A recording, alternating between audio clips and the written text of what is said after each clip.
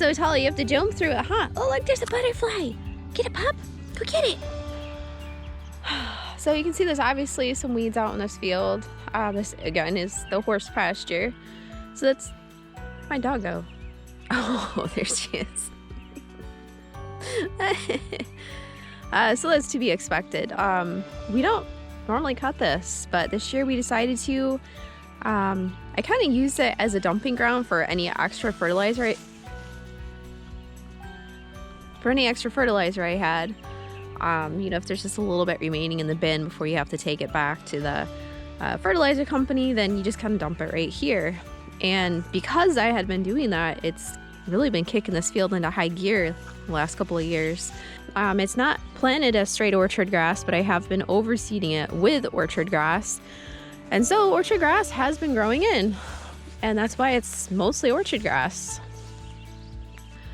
So, I mean, it's not tall, thick, lush, but again, we haven't done anything with this. This is just wild growing. All right, so the debate right now is, do you cut in the morning or do you cut in the evening?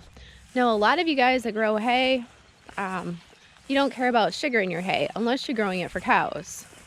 I actually read a post by someone who mentioned that his horse customer wanted low sugar hay, to which the other viewers commented back and said, why the H would they want low sugar hay? Are they afraid their horse is gonna get cavities? For most people that grow hay and don't own horses or are not familiar with horse health, it seems like a stupid question. But for those of us who really study horse health and are working to keep horses that don't have a lot of medical issues, you know, having highly nutritious low sugar hay is kind of our go-to thing.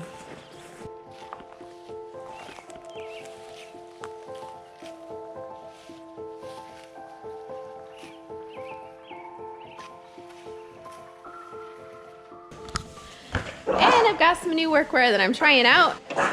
It's got so many pockets. This is like wearing my winter coveralls during the summertime, except they breathe and they're lightweight. I've got my phone right here. I've got a pocket right here. I've got a pocket for a pencil.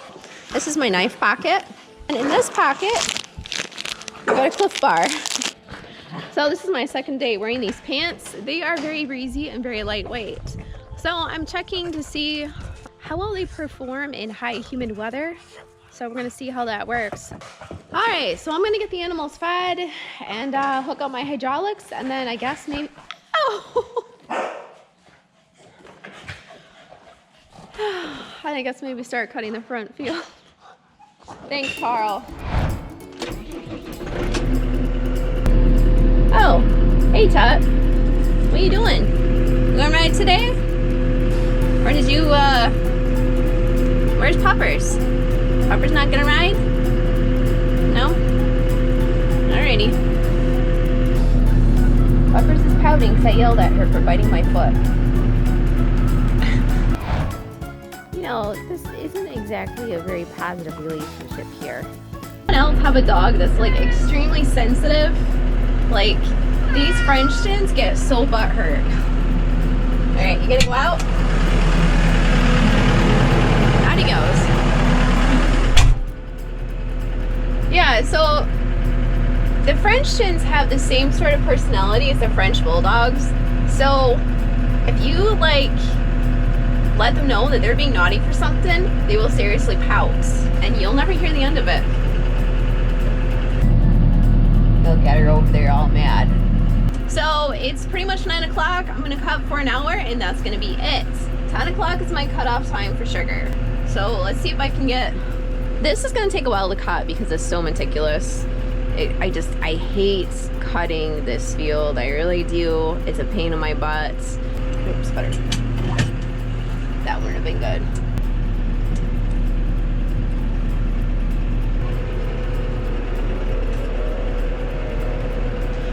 Alright, so we always start the first pass. Coming into the field. So I'm gonna get this lined up first. Daddy's decided she wants to go after all. Oh, look who wants to ride.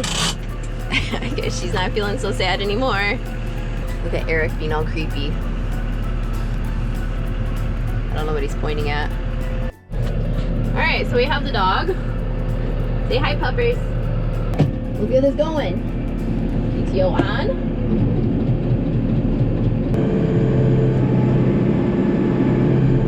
The float. Forward hoe.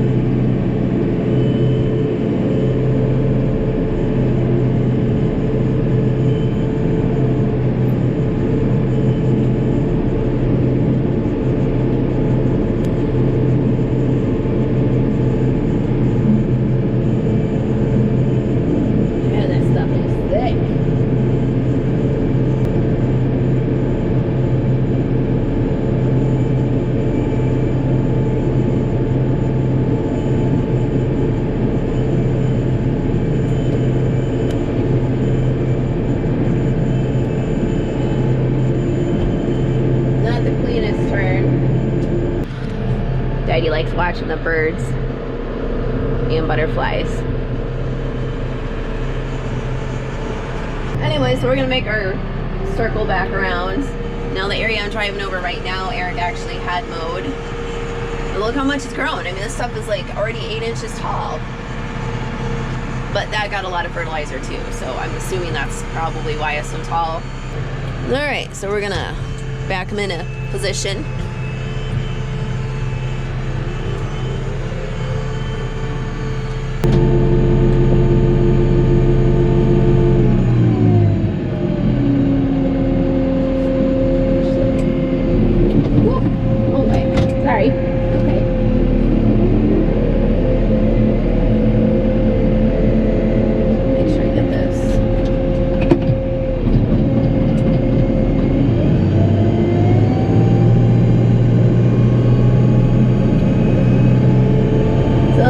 Turn the PTO off or on, especially with the cutter bar. I like to slow start it. It's probably not necessary, but as many times as I've broken this, I just don't like taking any chances.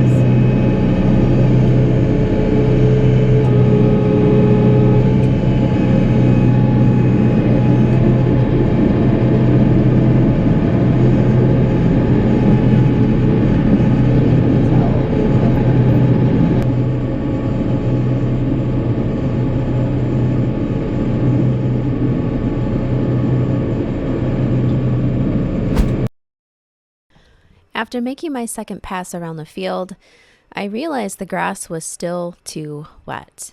It was beginning to stick in the cutter bar, and as it stuck, it began to clog. Now the cutter bar is sharp enough, it can cut right through that, but eventually it makes such a mashing paste that it just turns to glue inside the cutter. So I call it off and jump out to pull all of the glued grass out. I'll just have to wait till evening time to finish cutting.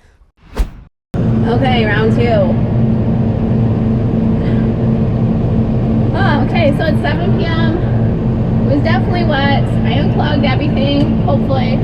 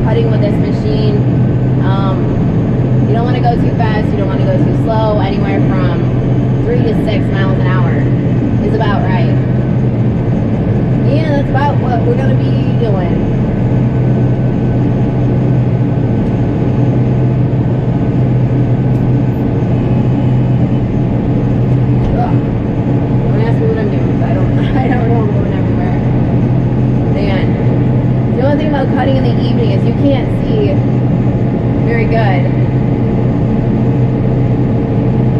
Probably the sunglasses too. I can't see the shadows very good. So what looks like the end of my line is actually the haybine shadow. So I might be missing some grass. A lot of you guys have asked why I don't do a couple laps around the field and then cut crosswise.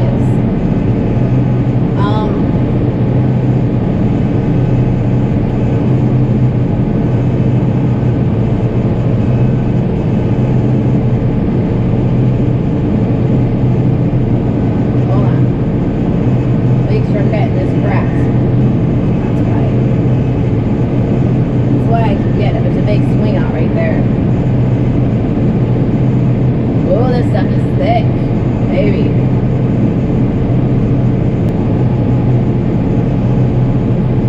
Pretty much the reason I don't do the cross back and forth is because you kind of have to guess like how far of a swath you need to do.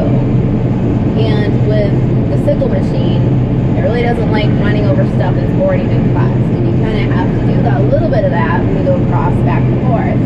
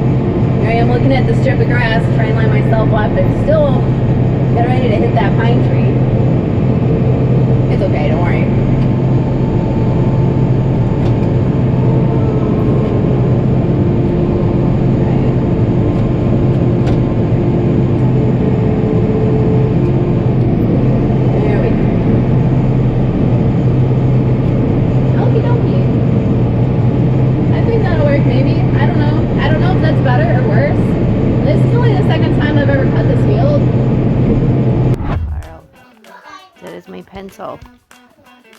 You cannot eat my pencil. Hey, that's naughty. That's not a treat stick. That's a measuring tool. Would you rather I use your little nugget tail to measure with? Daddy, guys. Alright, so we got that field done pretty good. That one and the other little yard area. Now we're moving on to this field. This field's also quite tiny. It's like, I think maybe 1.5 acres, 2 acres. Maybe 2.5, something like that.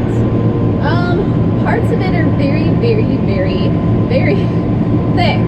And parts of it are not so thick. So this one's going to be a little interesting to do. Never mind pardon me while I, sink it into the ditch. Alright. PTO on.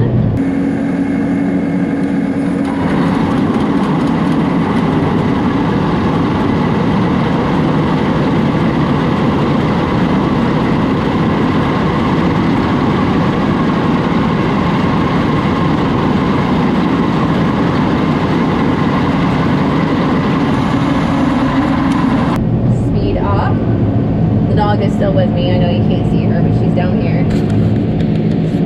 Say hi, Didey. She's a a little bit of a bother because she likes to run between my legs right when I'm getting ready to use the clutch. But yeah.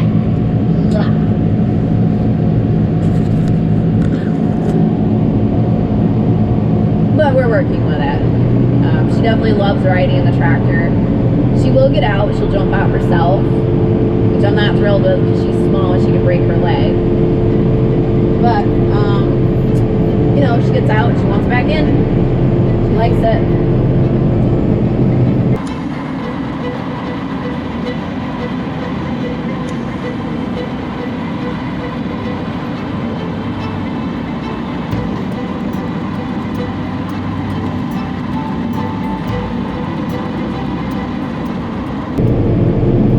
There was one time he got a little hairy because she decided to step on the accelerator. Oh, Mom was not happy about that. Scared the daylights out of me.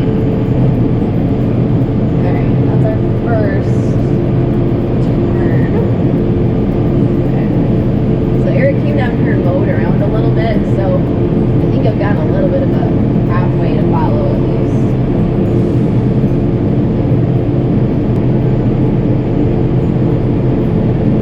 Trying not to pick up poison ivy. I make the worst rows, like seriously. I'm like trying to follow an end and it just ends up all ziggy-zaggy. And my stuff field looks so good. Love it. Ooh, baby. Oh, mama. Oh, you have no idea how excited that makes me. It might be cutting stage, I don't know. It's really tricky because if it doesn't mature all at the same time, you have a major gamble you have to take. If you cut your tub too late, the plant will not bounce back. So it pretty much says, oh, I've already seeded, I've done my day, I'm just gonna slowly die.